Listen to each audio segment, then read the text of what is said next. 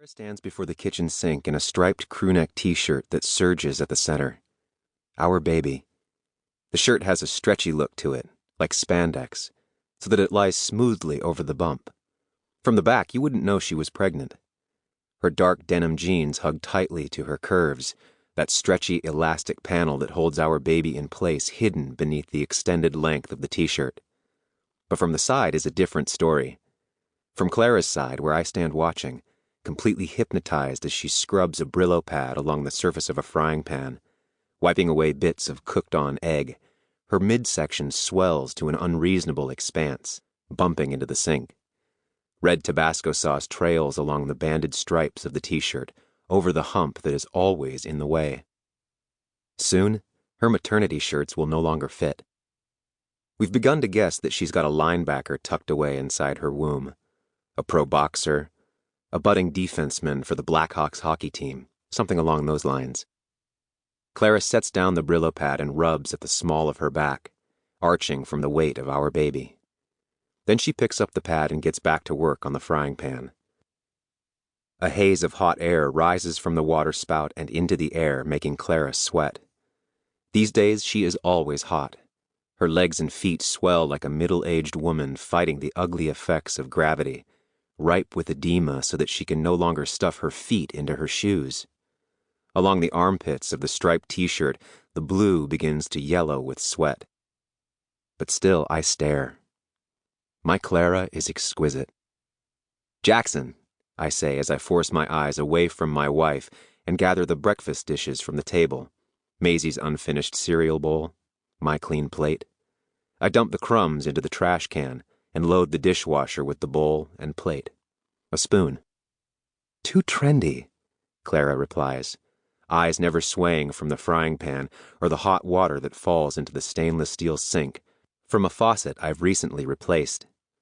Our home, a turn-of-the-century craftsman, is incessantly a work in progress.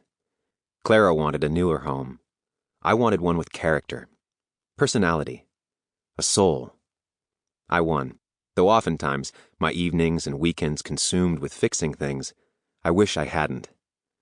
"He'll forever be one of 3 Jacksons everywhere he goes," she says, and I relent to this, knowing it's true. I try again. "Brian," I say this time, knowing I haven't met a Brian in recent years who is younger than 25. My Brian will be the only Brian who's still a kid, while the rest are 30-something balding businessmen. She shakes her head. "Too conventional," she says. "Might as well call him William or Richard or Charles." "What's wrong with Charles?" I ask, and peeking at me with her grassy green eyes, Clara smiles. Charles is my middle name, given to me by my father, also a Charles. But for Clara, this won't do.